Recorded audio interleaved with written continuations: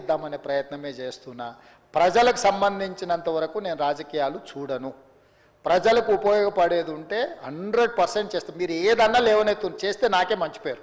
ఆదిలాబాద్లో రేపు శంకర్ ఎయిర్పోర్ట్ గురించి కొట్లాడుతుంది, వరంగల్కు తెచ్చిన రేపు ఆదిలాబాద్కు తీసుకొస్తా. శంకర్ కొట్లాడింది ఏడా కనిపించదు, రేవంత్ రెడ్డి తెచ్చిందే కనిపిస్తుంది.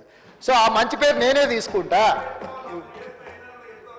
वो इसे अभी तो वरंगल का तो लेकर आ गए ना शंकर, आदिलाबाद का भी हम लेकर आएंगे भाई. इसीलिए मैं बोल रहा हूं, मैं आपकी इसीलिए आपके दिल में क्या है, आप क्या सोच रहे हैं, मैं अंदाजा कर सकता हूं क्योंकि बहुत दिनों से आपको जानता हूं ना.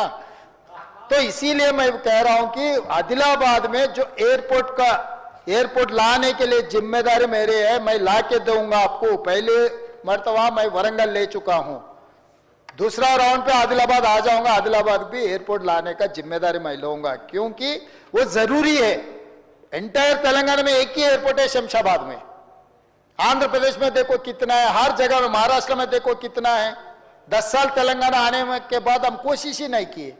तो इसीलिए जो पेंडिंग प्रोजेक्ट्स है, इसीलिए मैं बार बार जा रहा हूं. आप ही आए 2-4 मिनिस्टरों का ने गए तो आप उन लोगों के सामने देखे, राजनाथ सिंह जी के सामने देखे, अश्विनी वैष्णव जी के सामने देखे, अपना कर्नाटका मंत्री महोदय को जब मिला वहां पर भी आप थे.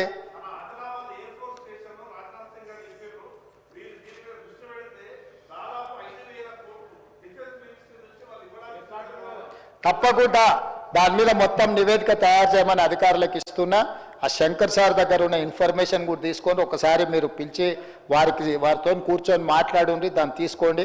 Industries minister, IT and infrastructure minister గారితో కూడా మాట్లాడి దాని ప్రపోజల్ ఏముందో చేయండి. తప్పకుండా వెళ్ళి తెచ్చుకుందాం.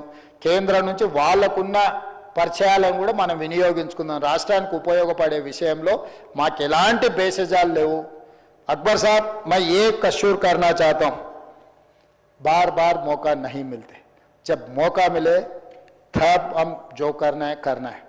आने वाले दिनों में क्या होने वाले, क्या नहीं होने वाले, दोबारा आएंगे नहीं आएंगे, सब नहीं सोच रहा हूँ. अभी जो जिम्मेदारी जनता ने दिए, उम्मीद लेकर दिए, क्योंकि इतना आसान नहीं है तेलंगाना